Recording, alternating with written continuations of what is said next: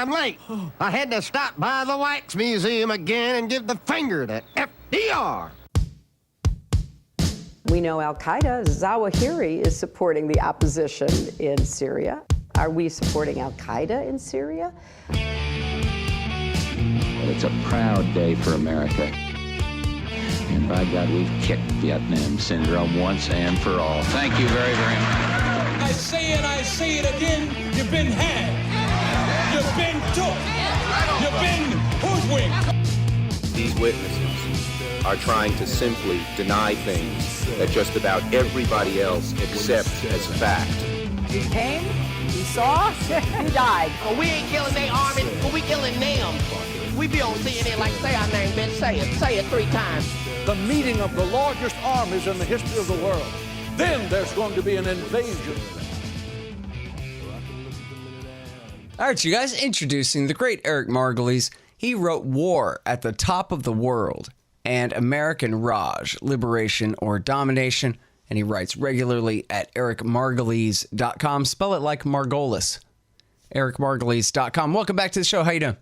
Thank you, Scott. I'm just great. In fact, I've just been writing a new column about Kashmir. Oh, good.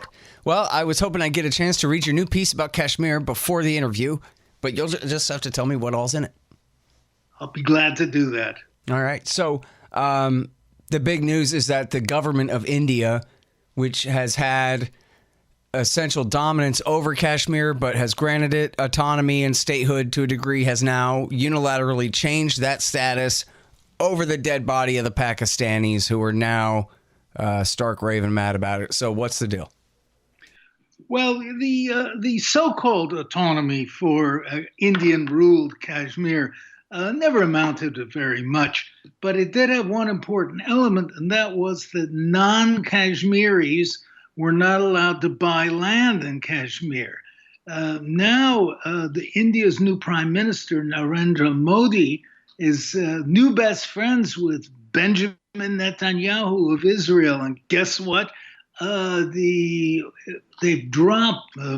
has dropped this ban on non-Kashmiris owning land there and is allowing Indians everywhere to buy land in Kashmir. And that means that wealthy Indians and government-backed Indians will come and start buying up whatever there is in Kashmir, and with an ultimate objective of ousting or shoving aside the Muslim majority. Yeah, well, and by majority, what's the division there inside Kashmir? Do you know? Well, it's hard to say. There are roughly 12 million Kashmiris. About 2/3 of them are Muslims. The rest are Hindus and Sikhs. Mm-hmm. And then, so the real threat then is that they'll be able to, just seize land in the name of buying it under the new version of the law? And move in settlers, Israeli style, from the rest of India with offering them cheap land and cheap mortgages, etc. So it's a very serious threat. Yeah. And then, so now the Pakistanis immediately recalled their ambassador and cut off all trade and stopped the railway that goes between the two countries. I don't know. On a scale of 1 to 10, how big of a crisis is this? Because they do get into it from time to time over there. Well, it's another of the endless crises that have gone on between India and Pakistan over Kashmir since 1947. However, it is serious because these dust-ups over Kashmir often result in military confrontation. I've been on the border between Indian and Pakistani-controlled Kashmir, known as the line of control, and under fire by the Indians 3 times. It is serious. The Indians are very eager to go to war because they outnumber the Pakistanis in military power by about 5-1. And they would like to see a military solution for it. That is very dangerous, of course, because both sides are now nuclear armed. Yeah, well, and this is something that Khan Hallinan at Foreign Policy in Focus has emphasized, is that the Pakistanis essentially have smaller atom bombs, tactical nuclear weapons, and that they've even devolved control over them to the colonels in the field. So any one of them, if he thinks that he's being attacked by an Indian armored column, might just break out an A-bomb before he does anything else. And then, so it's funny because you have these conflicting points of view, right? Where on one hand, it's just another bomb. You got to do what you got to do as a military leader or whatever. That's the way they look at it. But on the other hand, once you cross that threshold, it's pretty easy to imagine India retaliating with a multi-megaton thermonuclear bomb and erase Islamabad or Peshawar or whatever right off the face of the earth. Quite right, Scott. It's very, very risky. This is the ultimate risky nuclear situation. What makes it even worse is that the nuclear forces of both sides, particularly the tactical ones, are on hair trigger alerts. They have about 3 minutes warning, and when they get incoming aircraft or incoming missiles, and as we know from the U.S.-Soviet confrontations, such false alarms are not infrequent. They have only 3 minutes to decide. The phones don't work very well there. People are off at lunch. Things go wrong. And it's a use them or lose them situation, which is exceptionally dangerous. Hey guys, the fund drive to raise money for an advance on my next book has been a great success, and I just wanted to say thanks again to you all for that. Matching funds are over now, but you can still participate over at scotthorton.org/donate or libertarianinstitute.org/donate, the institute being a 501c3 tax-exempt organization, and there's kickbacks for you, books when they come out, that kind of thing, at both of those sites there. On the other hand, it's Fund Drive Week at antiwar.com right now, too. So if you're feeling extra generous this week, there's matching funds going on over there as well. Thanks again, y'all. Now, I guess the difference is here, in terms of, the regular kind of conflicts of different, levels, that because this is such an official change in the very status of the state itself or the region, that's essentially almost impossible for the Indians to take back fully anyway, but also impossible for the Pakistanis to accept. So there's got to be some kind of, now that this has already happened, and it probably should not have, but there's got to be a way for these guys to reconcile and find some kind of middle ground short of hurling atoms at each other, right? Well, Scott, I've been watching this for 25 years, and the best they've come up with is a cold truce where they don't shoot at each other for a while. And neither side is going to accept the other's position. The danger, of course, is that India is feeling sort of nuclear Viagra now. It's got very powerful armed forces. It apparently has the backing of the United States and Israel in its quest to bash the Muslims or grab more land. So this is a uniquely dangerous situation.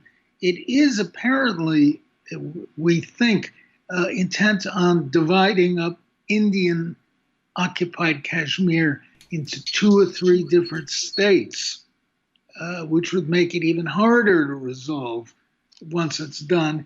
And in the background, of course, is China, which holds a part of Kashmir called Aksai Chin. And the Chinese are Pakistan's best buddies. And they've been warned India repeatedly not to attack Pakistan. So if there is a war, it could be at least a 3-way war. All right. Now, part of this, of course, is the American role where, we could be a republic that just hosts peace conferences, doesn't make promises, but tries to get people together. Instead, Reagan helped arm the Pakistanis with nukes, and then I don't know exactly the role Bill Clinton played in arming the Indians, but I know that in the Bush Jr. years, after they got nukes, that Condoleezza Rice went over there and made a great deal with them to help provide them with even more nuclear technology and resources and so forth, even though they're not a member of the Non-Proliferation Treaty and an undeclared nuclear weapon state, which America is forbidden by that treaty from doing. But anyway, and so when you sell arms to both sides, they got to be nuclear arms. I mean, they didn't really sell nukes to Pakistan, but they let AQ Khan steal all those blueprints, and then they sat back and cooperated with the rise of the Pakistani bomb as long as they were cooperating in supporting the Mujahideen war against the Soviets in the 80s, right? That's correct. Pakistan feels having nuclear weapons is absolutely vital to its survival, and that's probably true. Don't forget the U.S. has been turning a blind eye to what India has been doing in acquiring nuclear weapons. Right. There's a fair amount of Israeli input into the Indian nuclear program, which came from the United States originally. So it's a messy situation, not easily unraveled. Yeah. Interesting side point there. At the same time that Condoleezza Rice is hooking the Indians up in violation of the Non-Proliferation Treaty, they're beating the Iranians over the head with it all day long, even though they were within the Non-Proliferation Treaty and its safeguards agreement all along. And the entire trumped-up charge against them was exactly that, a hoax. Its own Russiagate, the Iranian bomb. Another bit of fake news that went on for 20 years. It was never an issue. You'd think they'd have a few bombs by now if they were really trying, Quite right. But so the law means absolutely nothing other than, to serve, just like with cops here in America. It's a billy club in their hand. That's all it is. It's not anything written on paper that applies to everyone. And domestic politics play a role too.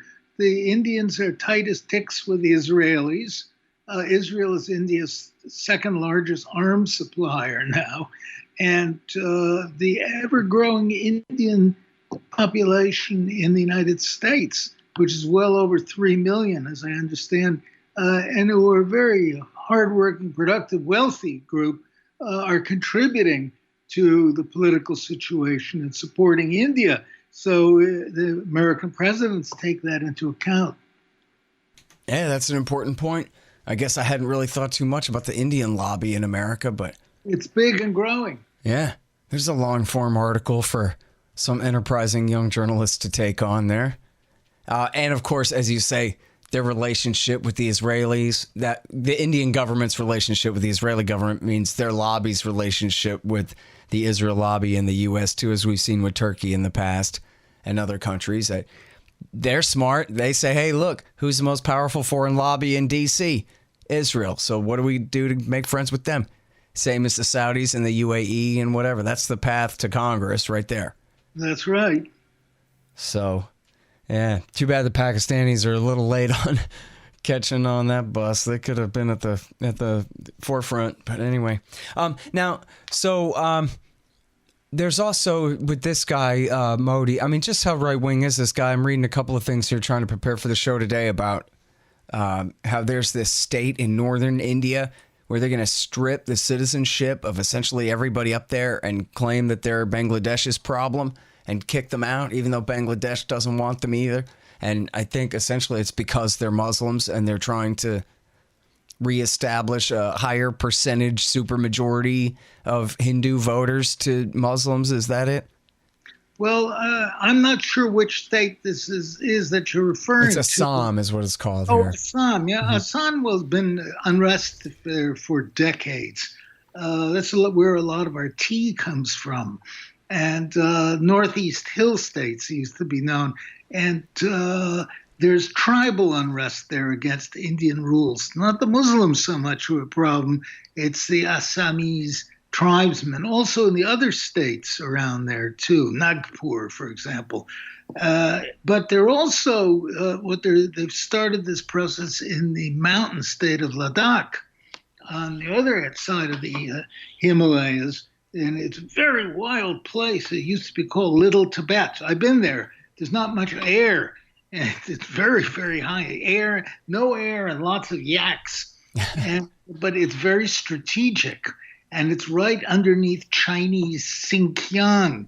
And the Indians are now saying that they are going to detach Ladakh from their Kashmir region and, I don't know, make it semi-independent or autonomous or just make it any other Indian state, which this undermines the status of an integral Kashmir. And then, so what of, I guess I remember that this guy Modi, before he was in power, he was the head of the party, the Hindu party that had carried out this massive pogrom and killed 3,000 or 4,000 Muslims back in the early 2000s. In Gujarat state, yes. And then, so now that he's in charge, is there really a process of sectarian cleansing along those lines, or not so much? Inside India, I mean? But there is a palpable hostility towards Muslims from the Modi government. And behind Modi is this very sinister organization called the RSS that nobody in the U.S. has ever heard of. But the RSS is a Hindu chauvinist nationalist party which wants to revert India back to its original total Hindu roots, which are called Hindutva. And Modi is a big advocate of Hindutva, and they want to resuscitate the Hindu religions. And these are the guys who want to tear down Muslim mosques and build Hindu temples on top of them. And they've staged very bad pogroms, as you mentioned, against Hindus, and are espousing a very extreme Hindu, a rabid Hindu nationalism that is a danger to everyone. Yeah. Against Muslims, you meant to say there, just to clarify. But against Muslims, but also they talk within Hindu nationalist circles, there's talk of recreating Mother India as it originally was under the British. And that means reabsorbing Pakistan and Bangladesh and maybe Sri Lanka as well into the greater Indian polity. Yeah, that's a great way to keep India purely Hindu, is to forcefully reabsorb tens or hundreds of millions of Muslims. I guess you could nuke them all first and then seize the glowing landscape. You're right, Scott. But of course, the last thing that India needs is more Muslims, but who are restive and unhappy. You know, India is one of the world's biggest Muslim nations. People never think of this. There are 200 million Muslims in India, but it's only about 14% of the population, and it's not significant in having much influence. And they're all poor and neglected people. So, but it's an internal problem for India. Hang on just one second for me. Hey guys, don't you think it'd be cool if you could go to college, but Tom Woods was the dean of the thing? Yeah, well, something like that. Check out libertyclassroom.com, where Tom Woods went and had his pick of all the best professors to teach their courses in the real history and economics that you didn't learn when you went to college the first time around, or maybe you didn't learn because you skipped your higher education altogether. But here's some real American history and some real economics, the kind of stuff that you've been missing. It's all at libertyclassroom.com, and make sure to click through the link in the right-hand margin of my website, scotthorton.org. Well, you know, you also talk about in your most recent article, and I'm pretty sure we talked about this back a couple months ago. Maybe not. India's Trump wins big. I think we did. Yeah. Should have. And hell, now I forgot my point. That was something great that you said in here. People like to compare Modi to Trump because he's the same kind of flamboyant, greater India, you know, let's make India great again, that whole story. Mm-hmm. Oh, yeah. And so that goes to what I was going to say, which was this last line that you sort of end with, that India is a modern nation of 600 million atop an ancient rural nation of 700 million. And in other words, they've taken not in an ironic Maoist sense, but in a legitimate sense, they've taken a great leap forward, but they've left half their population behind, which is this entire other problem, aside from, and I guess probably integrated with the problem of sectarian conflict here. Yeah, as I've often written rather glibly, India is a nation of ox carts living next to a nation of nuclear reactors. And, you know, just think of this, Scott, that 60% of India's population still does not have indoor plumbing. And the people defecate right on the streets in front of you. They just pull up their little gowns and squat, and there they go. and the health and sanitary conditions in India are awful. Indians are working on landing on the moon and building ICBMs that can hit the United States, and nuclear-powered submarines, drones, you name it.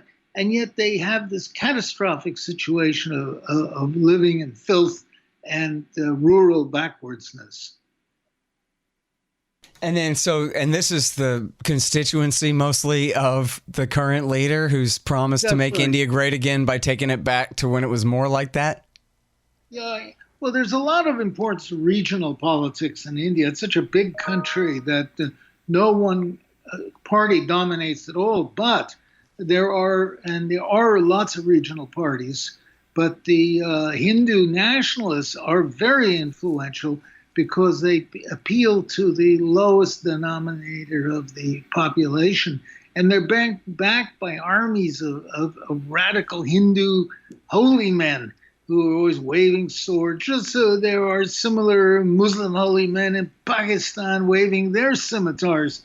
It's a very volatile area. Mm-hmm. And then, so what about the caste system that I learned so much about in elementary school over there? I guess I had learned from some Pakistani and Indian libertarians that they were actually making some changes over there, and property rights were coming.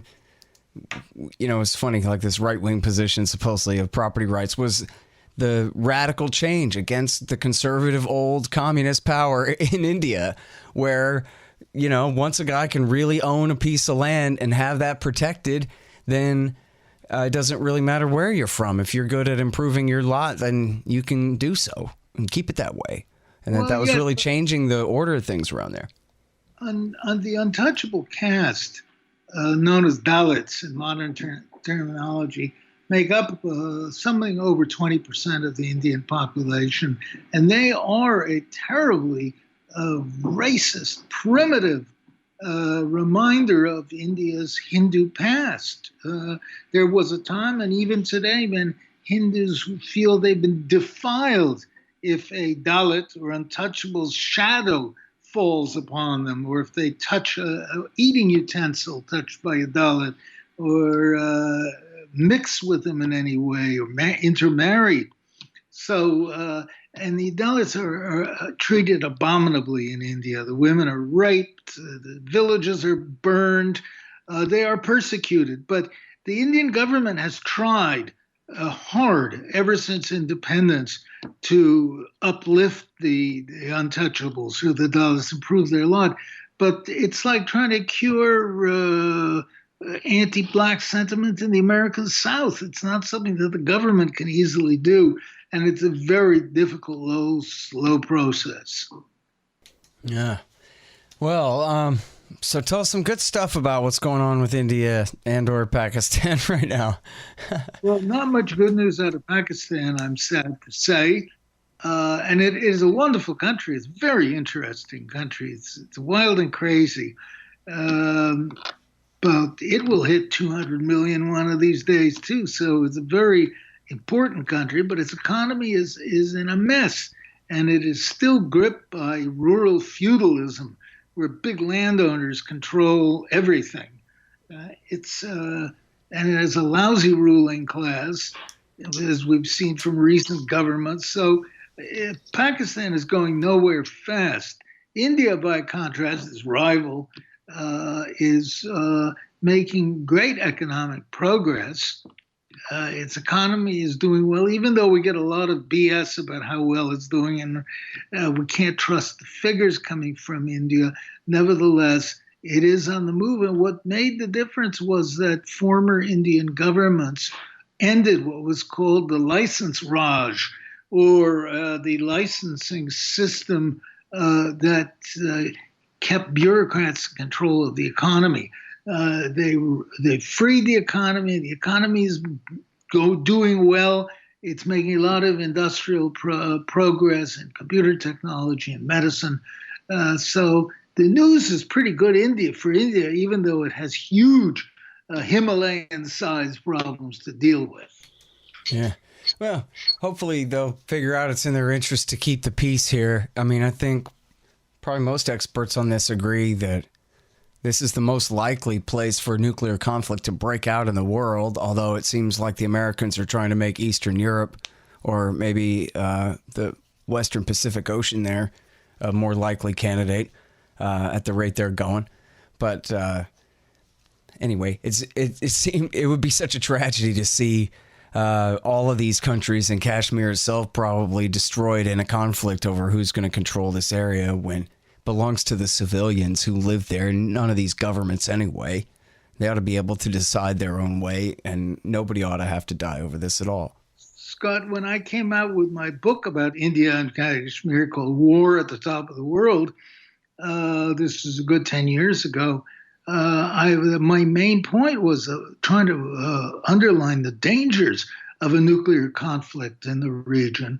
Most people didn't care about that, but people in North America, they didn't understand that a nuclear conflict in South Asia would not only pollute all the waters of that region, all the groundwater, it would kill millions of civilians and injure tens of millions more, and send clouds of radioactive dust around the globe. In other words, Chernobyl times 50.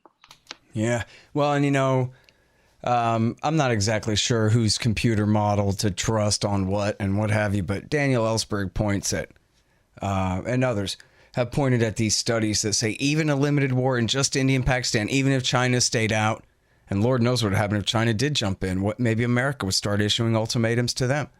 I don't know.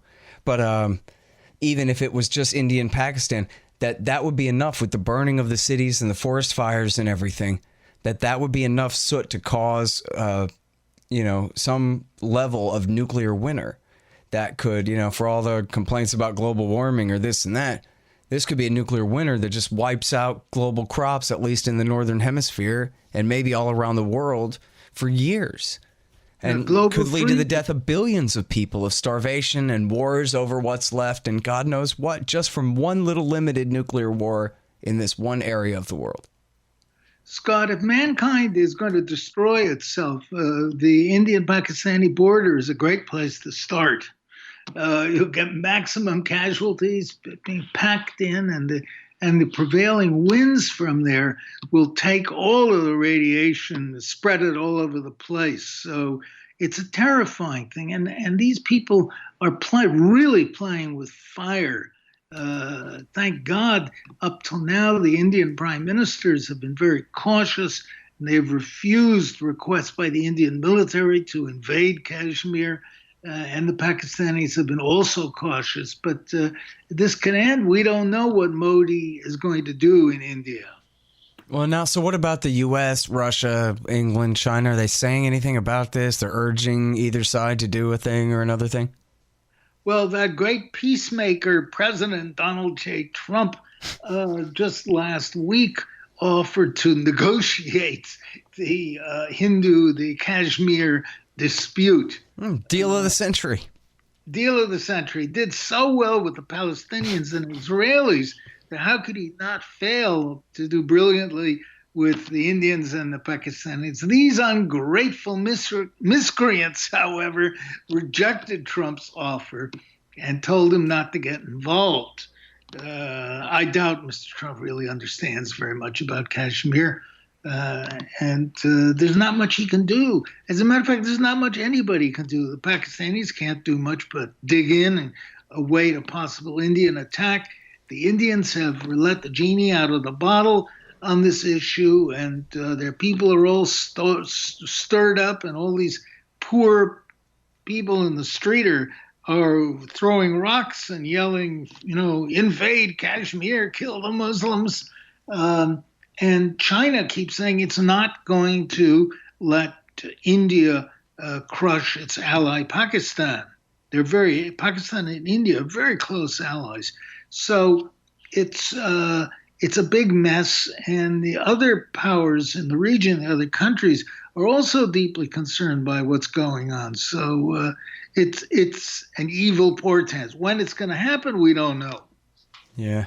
Well, it's really hard, too, in the middle of all the brinksmanship and saber rattling and whatever for anybody to propose some good solutions. But there's sort of an interesting counterfactual to me where, like, say, what if the 21st century hadn't played out this way, or the post-Cold War era hadn't played out this way at all, and America really, did mind its own business and hadn't, say, I don't know, killed a couple of million people recently or anything like that, and they could really just say, like, hey, guys, let's negotiate. What if Bill Clinton had made this a priority, and George Bush and Barack Obama, that, the Americans just never shut up about how badly they would like Pakistan and India to negotiate over Kashmir and try to come up with some creative ideas to solve it.